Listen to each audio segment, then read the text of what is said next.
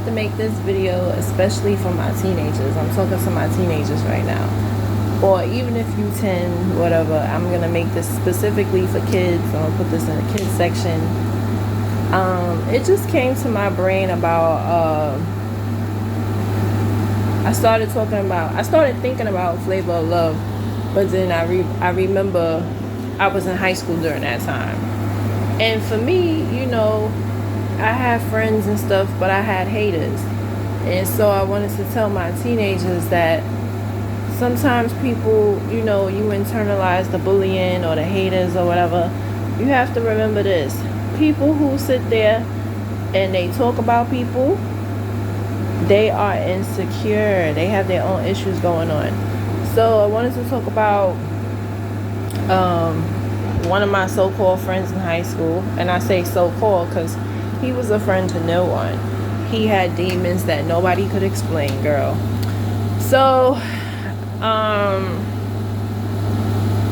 yeah, I remember being called white girl. I remember being called grandma. Because you can't call me ugly, right? You can't call me slow. I was one of the smartest kids. I was on the merit roll. So you can't call me stupid. You can't call me ugly. There's nothing you can say about me. So, and people start to make up stuff. And that's what I wanted to talk about. Bullying and being made fun of. You can't take it personally because that person is obviously going through something and they want to project their insecurities onto you. And this is what adults too, but I'm talking to my teenagers. So talk to the teens today, Crystal. Talk to the teens. We live in a generation of social media. And a lot of girls, they look on social media and they see everybody with the wigs and all that and fake boobs and all that. Listen, you are perfect the way you are. You are beautiful the way you are. God gave me a son for a reason because, it's crazy. People ask me, do I want more children? Hell no. Hell no. Hell no. Hell no. So no, absolutely not, because I gotta deal with all the adversities. And then it's if you don't let your 9-year-old, 10-year-old, 18-year-old wear a wig, it's oh, you're weird.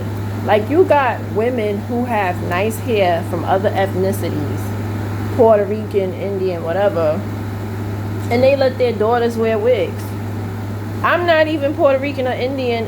I have hair. So if I have a daughter, she gonna have hair too. No, you cannot wear a wig for prom. My daughter would hate me. You could wear makeup, but you cannot wear no wig for prom. You know how old I was when I wore my first wig ever? And it wasn't even a full wig, but it was half wig. It was half a wig. I was 21. I was 20 fucking 1, people. 21. When I had a half wig. And I remember I didn't like it. I remember telling my friend, nah. When I started wearing wigs for real was 23. And I started wearing wigs more often. I like the fact of I could change how I look on a daily basis. So when I would hang out with my friends, to the club specifically, yes, I would wear a wig. And I would wear makeup because makeup back then was expensive. It's still expensive, but nowadays your girl goes to the Target.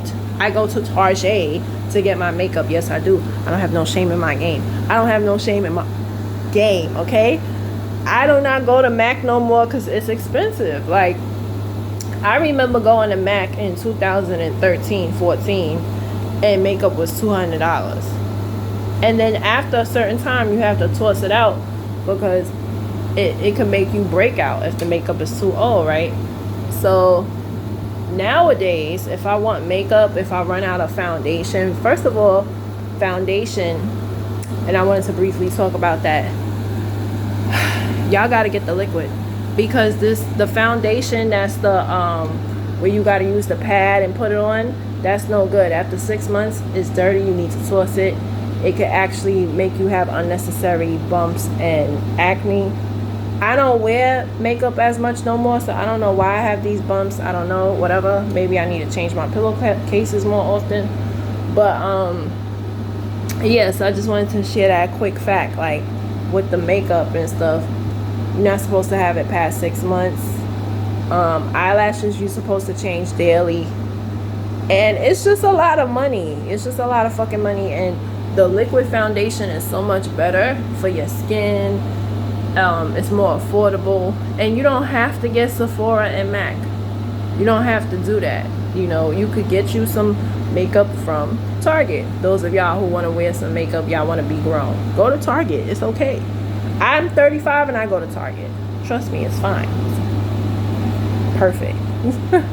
So, yeah, I can't stress that enough. Like, there's so much bullying going on, and I'm very sensitive to suicide because more and more of our children are committing suicide off of bullying, and it's sad because it's mental health. It's, you know, our kids have to deal with a lot more than what we had to. And I know my son, he's been through, I didn't know it was that bad, but he recently told me how, like, I knew he was getting teased, but I would always tell my son, yo, clap back. You know, if they talking about, oh, whatever, talk about their reading level. Talk about, you know what I'm saying? Like, somebody talk about your mama, talk about theirs. Like, you clap back. Whenever somebody says something crazy to me in school, I said something back. I'm not going to sit there and internalize that. And unfortunately, some kids, they don't know how to clap back. They don't know how, but I teach my son, somebody say something about you, you say something right back to them. You don't just sit there and no, because then you're going to think about it. You're going to start believing in it. No, defend yourself. And I used to be the type of person, when it comes to physical, I used to be the type to, walk away. You can't walk away and tell a teacher, because let me tell you some of these teachers, and I urge any parent, if you got kids, if you don't have the opportunity to work in a school system, pay close attention to teachers and how they treat some kids, because you have teachers that are bullies. I'm going to repeat that again. You have teachers that are bullies. How are they bullies? You have teachers that will embarrass a student. They don't like a student for whatever reason, racism, whatever. And a perfect example. So in 2017, I had a one-to-one that was Muslim. And it was very strange because you had an Indian teacher. They was the same race, just different religion. Now, she was Jamaican, which I didn't even know they had Indians in Jamaica, but it just shows they get around. They everywhere. Damn. I know they in Trinidad, but she was an Indian woman from Jamaica. She was Christian, right? She was Christian. And I'll never forget, it was Breast Cancer Awareness Day, and everybody who wore pink got into a picture. So that was all the girls and like one boy or two boys. So I'm telling her, like, yo, put her in the picture too. Do you not realize what you're doing to her psyche? Like, do you not understand that you Xing her out of this picture? Don't you think that's going to make her feel left out? I had a bag that was pink. I was like, yo, let her wear my bag. This way she could be in the picture with her classmates. You know what this bitch said? Oh, no, she don't have pink on. Like, you're isolating her. Why?